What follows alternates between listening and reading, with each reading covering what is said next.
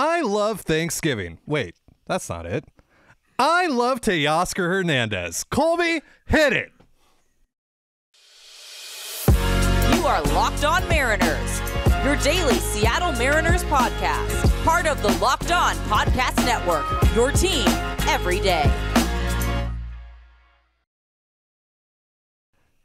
How's it going, folks? It is Wednesday, November 16th, 2022. This is Ty Gonzalez and Colby Patnode for a very special episode of the Locked On Mariners podcast. Thank you so much for making us your first listen. Subscribe, like, and turn on alerts if you're watching on YouTube, or subscribe and leave a 5-star review on your preferred podcast platform if you like what you hear. And if you want to hear from us even more, please consider signing up for our Patreon. The link, as well as our social accounts, is in the description below. Colby, we did it. We finally got one right. Teoscar Hernandez is a Seattle Mariner. We've been talking about him for the last, 3 weeks or so. And we're going to talk about this deal, how we feel about the return, what Teoscar brings to the table, what this means going forward, all of that. But real quick, hopefully we have quite a few new listeners showing up. So if you are new, first of all, welcome. Hello. Second of all, we are running a giveaway right now, a multi-tiered giveaway until the end of the winter meetings. Colby, remind the folks what they could win. Yeah, if you guys like autographed baseball cards of Mariners, kind of a mix of Mariner prospects, current Mariner players, and Mariner legends, then this is a pretty good giveaway for you. The giveaways end December 8th. For most of them, all you have to do is subscribe to the YouTube channel. We have already surpassed our first tier, which means somebody's going to walk away with this autographed Taylor Dollar card, pitcher of the year in the Texas League. And we are very quickly closing in on the 4,500 mark. I suspect we'll be there by the end of the day. At that point, we will give away an autographed Taylor Trammell card. When we get to 4,500 YouTube subs and 3,000 on Twitter, we still have some work to do on Twitter. We're about 500 short there. We're going to give away an awesome autographed numbered Jared Kelenic card. It's a really beautiful card. It's probably my favorite card that we're giving away. At 5,000 though, we're going to give away a Cal Raleigh autographed card, which, big dumper. Are you guys fans of the big dumper, the guy who ended the playoff drought? I mean, I would be, but maybe you don't want the card. If you don't, I'll keep it. That's fine. And then we have a couple bigger goals. If we beat, we overtake Locked On Astros, and we're about 1,000 behind, so that's going to be tough. But if we do that, we're almost 2,000 behind now. By the way, that graphic is really outdated. Yeah, winning a World Series will do wonders for your subscriber count. So yeah, I think they're at 6.1K now. So. Okay, so we're probably not going to get there, but if you guys get us there, I will happily give away this Mike Cameron autograph card. It's a really cool card. And if we get to 10,000, which we don't expect to, which is why I was very willing to put up my autographed graded Logan Gilbert rookie draft card. It is 9.5 Beckett graded. The autograph is a perfect 10. So if you guys want to go crazy and force me to give away that card, I'll be sad but also happy, so go for it. But that's what we're doing. All right, so I think realistically we can at least get to the 5K mark, give away that big dumper card, and if you want us to give away that Jared Kelenic card, got to get us to the 4,500 subscriber mark on YouTube and 3,000 followers on Twitter, and we're working our way up a little bit, slowly but surely over on Twitter. I think we're around 2,500 now. I think we eclipsed 2,500 a little while ago, so we're under 500 to go there. So if you have a Twitter account, come on over at @LO_Mariners, give us a follow, and you'll help us get closer to that mark so we can give away that Kelenic card by the end of the winter meetings. And we'll be picking all the winners after the winter meetings are officially wrapped up. So we woke up this morning to a trade from the Seattle Mariners. Justin Hollander, of course, on 710 Seattle Sports the other day said, I missed the Julio Rodriguez Rookie of the Year announcement because I was working on a trade. Well, as it so turns out, this was the trade that he was working on. He confirmed today on 710 Seattle Sports. He talked a little bit more about this deal, and we'll get into some of his comments as well a little later on. But let's just talk about the player that the Mariners are getting here in Teoscar Hernandez, who's primarily been a right fielder for the Toronto Blue Jays since being traded from the Houston Astros a few years ago. He is a 2-time Silver Slugger Award winner, a 1-time All-Star. He absolutely crushes baseballs. That's just what he does. He's this year he was 96th percentile on average exit velocity, 94th percentile on max exit velocity, 98th percentile on hard hit rate. For reference, by the way, I believe Julio was 93rd percentile in hard hit rate. We know how much Julio just absolutely destroys baseballs. This guy was better. He was 86th percentile in xWOBA, 78th percentile in x batting average, 95th percentile in x slugging, 94th percentile in barrel percentage. And then you get into the actual numbers. He slashed 267, 316, 491 this season with a 129 WRC plus. He was worth 2.4 F4, 25 home runs, 77 RBI, even stole 6 bags, struck out a lot, 28.4% of the time, and walked 6.4% of the time. But Colby, even with those bad strikeout numbers, when you crush the ball the way that he does, and when you're able to do damage consistently, when you're able to make contact, that really doesn't matter, right? No, not so much. It's definitely easier to overlook those things. Very few people hit the ball as hard as Teoscar Hernandez. Also pretty interesting about Teoscar, he's a pretty good athlete, really strong arm. He is an upgrade over Mitch Haniger defensively. It's not significant. Teoscar's not a Gold Glover or anything like that. But he is a better athlete. He moves around better. He's got just as strong, if not a stronger arm than Mitch Haniger. So when you're looking at Teoscar, the thing that really jumps out is the exit velocity and the hard hit rate. He's got just insane pull power, Teoscar is essentially Mitch Haniger 2021. He's just a safer bet to play every day and give you 2021 Mitch Haniger numbers. So that's really what it is. It's think about how good the Mariners might have been last year if they got a repeat of the 2021 Mitch Haniger. That's basically what they just added here, with the added bonus of not being worried about the guy missing 70 games at any moment. So it's the strikeout numbers are a little concerning. Doesn't walk a ton. He's not a super CTZ guy. His numbers against right-handed pitching are solid, but not spectacular. But he crushes lefties. He hits the ball extremely hard. He's believe it or not, a defensive upgrade over Mitch Haniger and Jesse Winker. And by all accounts, he's going to be a great clubhouse guy.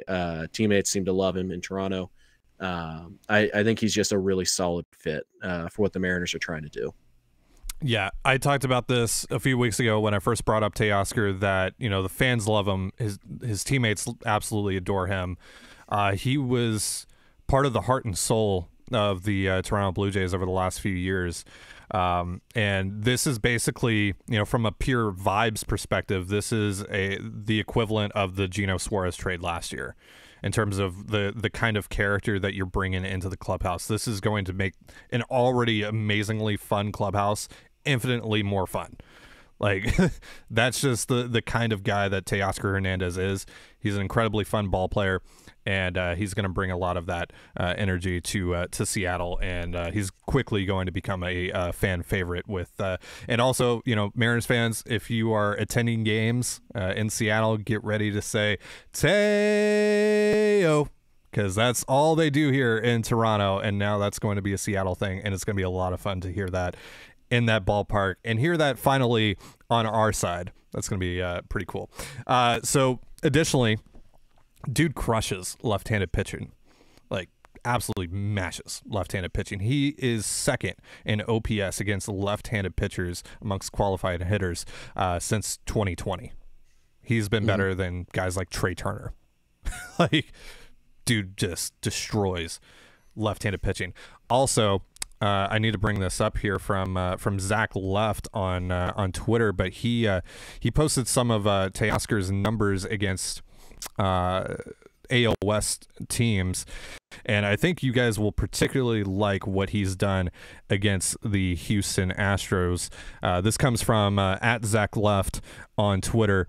Against the Angels in 37 plate appearances, 353, 405, 441 slash line. Against the Mariners, 308, 345, 519 slash line. Against the Rangers, 258, 395, 516 slash line.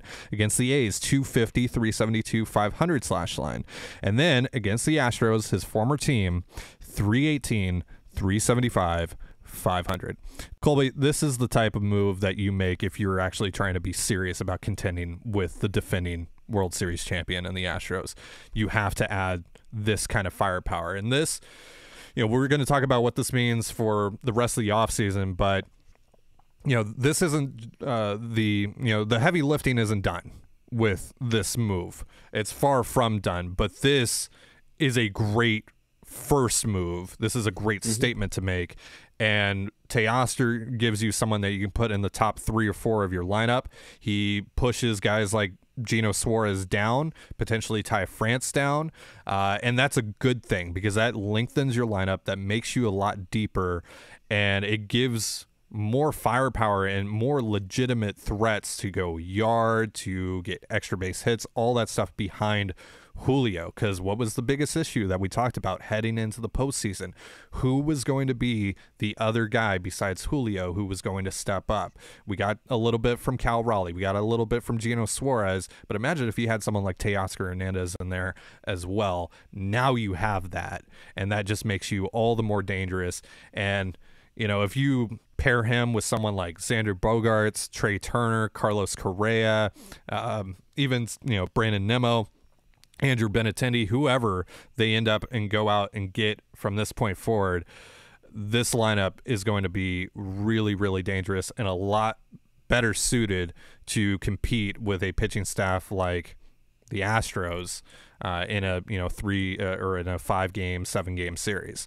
So this is really exciting. This is really exciting stuff. This is a great first move by the Mariners. We're going to be talking about the rest of the deal, how we feel about it in just a moment. But real quick, a reminder, this episode of Locked On Mariners is brought to you by Simply Safe. If you thought about securing your home with home security but have been putting it off, you'll want to listen up. Right now, Locked On Mariners listeners can order the #1 rated Simply Safe home security system for 50% off. This is their biggest offer of the year, and you won't want to miss it. Here's why I love it. In an emergency, 24/7 professional monitoring agents use Fast Protect technology exclusively from SimpliSafe to capture critical evidence and verify the threat is real so you can get priority police response. SimpliSafe is whole home security with advanced sensors for every room, window, and door, HD security cameras for inside and out, smarter ways to detect motion that alert you only when a threat is real, and even hazard sensors that detect fires, floods, and other threats to your home. 24/7 professional monitoring service costs less than $1 per day. That's less than half the price of ADT's traditional professionally installed system. With the top-rated SimpliSafe app, stay in complete control of your system anytime, anywhere, arm or disarm, unlock for a guest, access your cameras, or adjust system settings. Don't miss your chance to save big on the only security system I recommend. Get 50% off any new SimpliSafe system at simplysafe.com/lockedonmlb. This is their biggest discount of the year, so don't wait. That's simplysafe.com/lockedonmlb. There's no safe like SimpliSafe. You're listening to the Locked On Mariners podcast. Thank you so much for making us your first listen after the Teoscar Hernandez trade. So, going to the Blue Jays in return for Teoscar Hernandez, who is only under club control for the next year. He is a free agent at the end of this upcoming season. The Mariners give up right-handed reliever Erik Swanson, who was arguably one of the best relievers in all of baseball this past season, and left-handed pitching prospect Adam Macko. So what's your reaction to the return? My reaction is the Mariners did well. They didn't fleece the Blue Jays because, again, Teoscar's a 1-year rental guy. Swanson, we talked about how great he was.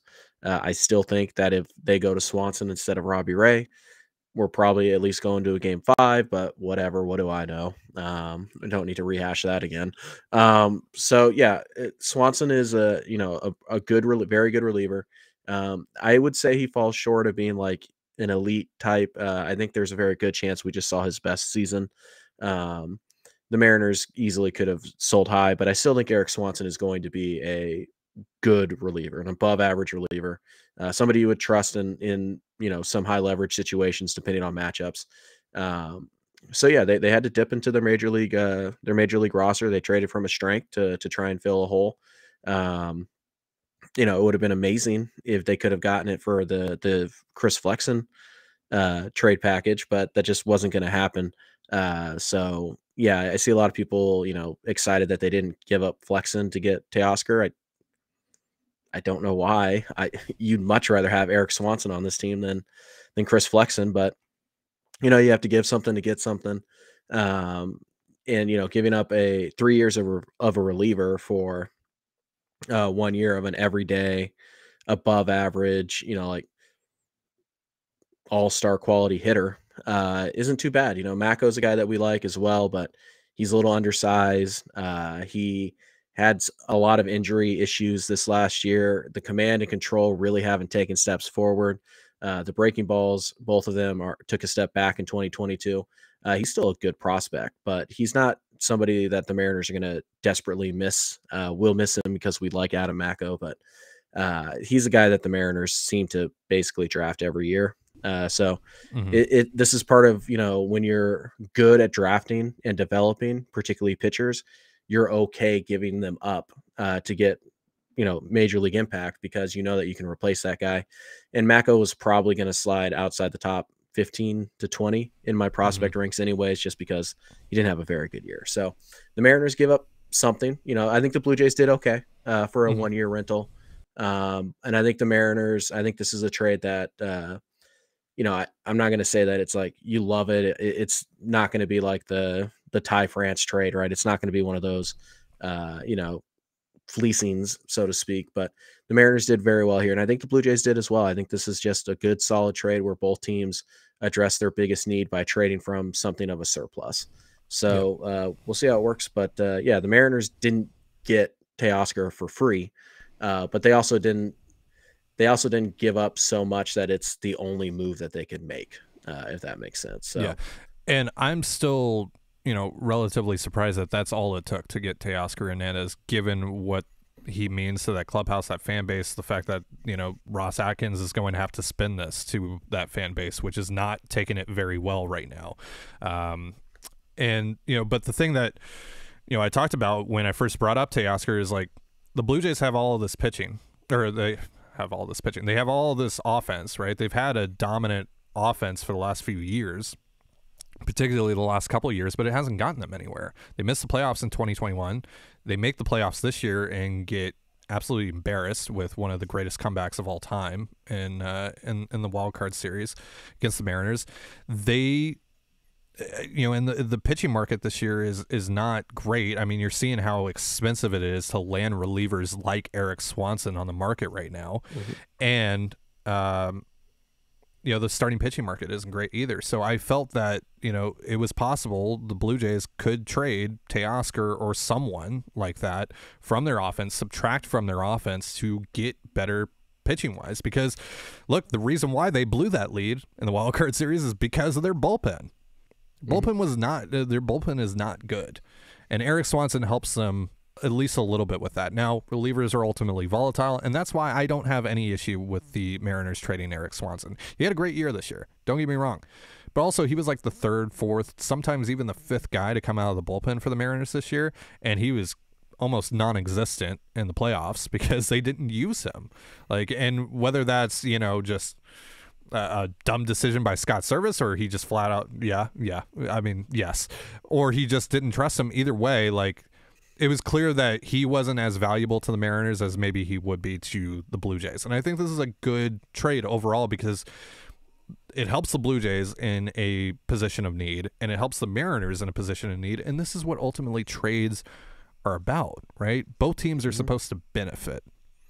One team isn't supposed to rob the other blind. That's how most trades end up going in the end. But or no one gets any. It doesn't value. really work for anybody. Yeah. Usually one of those two.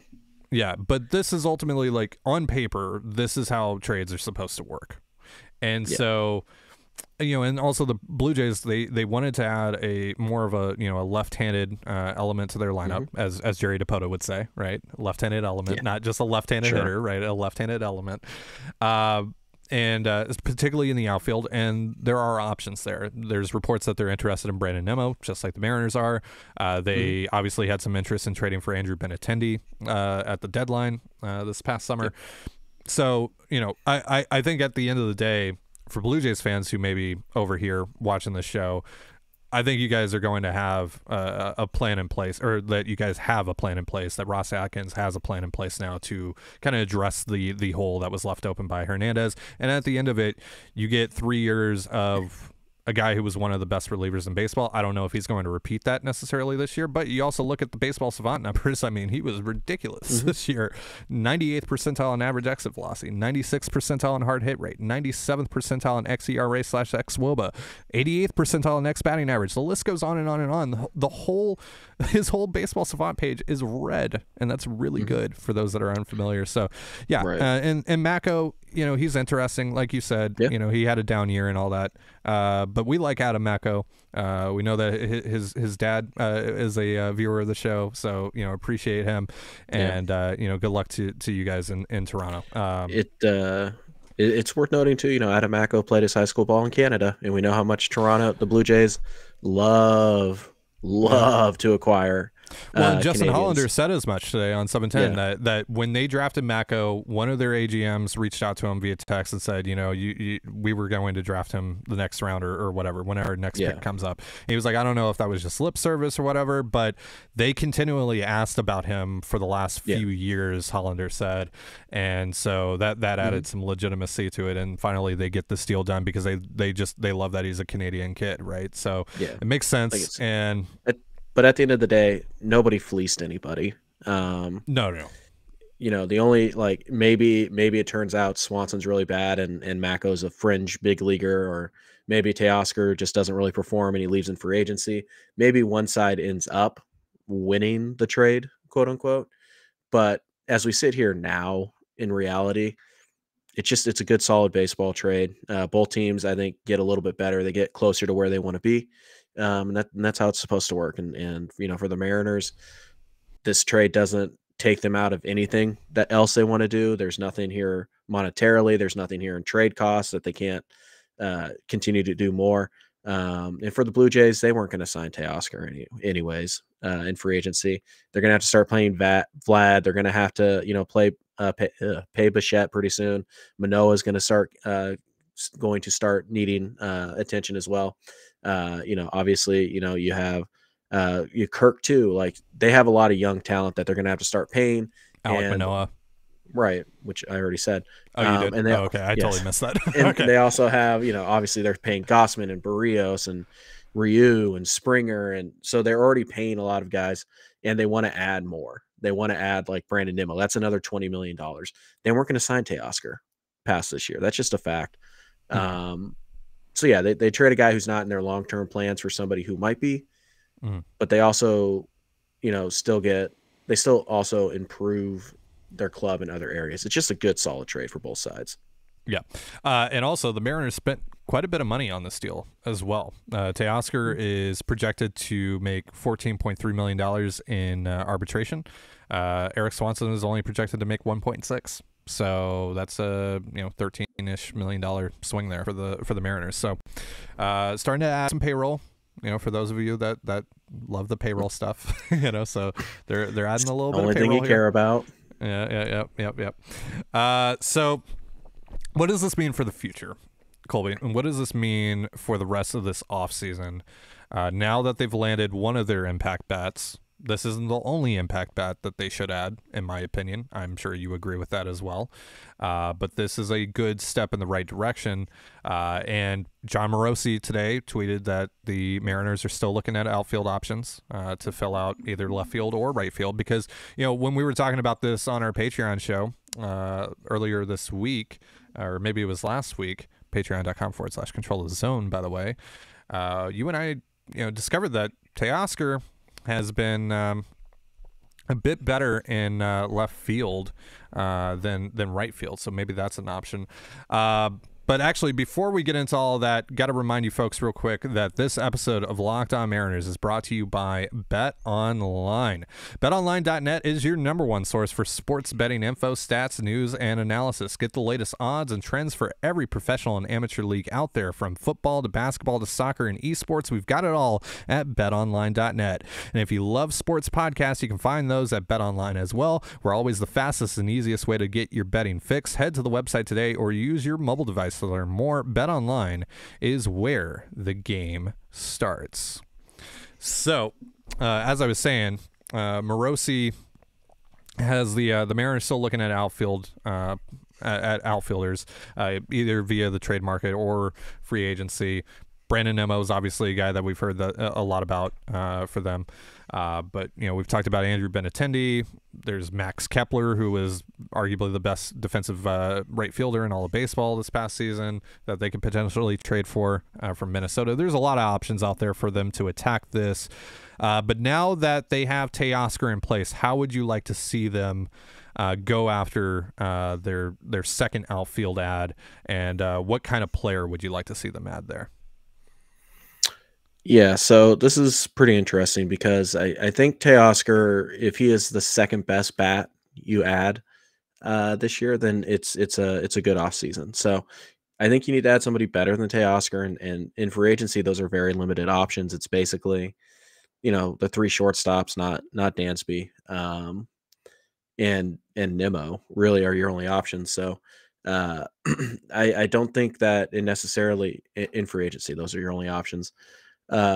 So I think, ideally you would go out and you would get like Xander Bogaerts and you put Teoscar in, and that would be, and then you would add kind of like an league average bat. And I think you would call that good. But, again, the shortstop market, it's going to be tough for the Mariners to crack. I think they're going to try. I think they are trying, but I don't think that they're going to wait around for that market to play out. And it appears they didn't wait around for the free agent outfielder market to play out, or they thought they had a really good beat on it, and maybe they don't think they can afford Brandon Nimmo. Maybe Nimmo's going to get 6 and 150, and the Mariners are just out on that. That's definitely a possibility. So I think, when you kind of look at like what's out there, my first preference would be that they just go get Correa or Bogaerts. But failing that, I think they need to get at least another Teoscar Hernandez level bat, either at second base or in the outfield. And if it's 2 Teoscar types, then the third bat you bring in probably needs to be a 110-ish WRC plus guy, as opposed to a 100 WRC plus guy. So they still need to add 2 rather significant bats. But hey, you know what? Needing to add 2 really good bats is a lot better than needing to add 3, and that's what the Teoscar trade does. It crosses a huge, a huge need off of your wish list. So for me, I'm still shopping top of the market. I'm still checking in on Nimmo. I'm still checking in on Bogaerts and Correa, and I guess Turner, even though seems like a pipe dream. But I'm still at the top of the market here. And then I think, I want that top of the market bat to be my big prize. And then if I get one of those guys, then I'm perfectly comfortable rolling with like a Trey Mancini, Will Myers, Max Kepler, like just kind of a league average bat. So I'm still looking for, I want to make Teoscar the second best hitter that I add this winter. That would be my goal. Mm-hmm. By the way, Justin Hollander today saying that the Mariners were actually pretty close to acquiring Teoscar last spring training. Mm-hmm. Maybe I would assume before they ended up landing Winker and Suarez. So that's pretty interesting that they've been in on Teoscar for a while here. And also Scott Service after the game 2 of the wild card series, he was like, the one guy I was worried about in that lineup was Teoscar Hernandez, and sure enough, he got us. He got them for 2 home runs in that game, and now they don't have to worry about him when they play the Blue Jays. So that's going to be really cool to have Teoscar on their side. So the other part of this, for what the Mariners do from here now, or where they go from here, how do they address the bullpen? How do they address the loss of Erik Swanson? Is it just from within? We've talked at length about how good Jerry Dipoto and company are at identifying relievers and building bullpens and all this.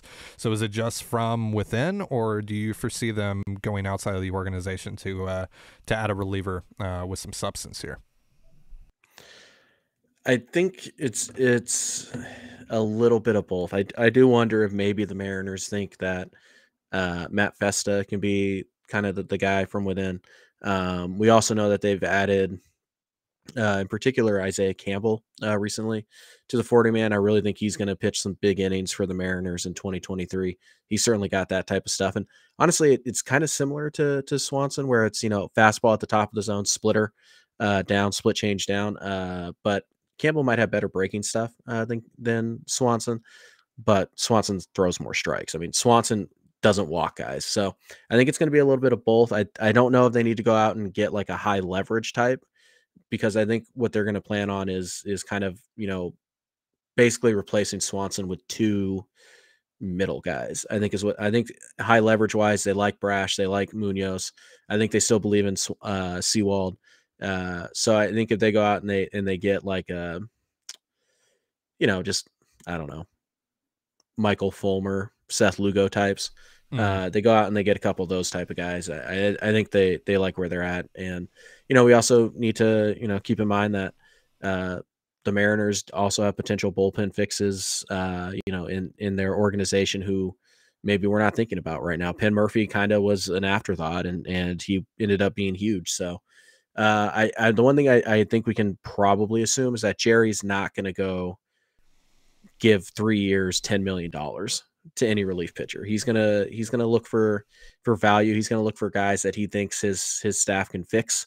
And just based on his track record, I think we should all feel pretty comfortable about Jerry's ability to patch the bullpen. And if he doesn't get it done by April 1st or whenever opening day is, he'll definitely have it done by June 1st. Like I'm not concerned about Jerry finding a Swanson replacement. I have total trust that they'll do a good job, and maybe it's a name we recognize. Maybe it's, a minor leaguer we're not thinking about, or maybe it's a surprise trade where they go out and they get I don't know, like David Bednar or whoever, right? Pick a name.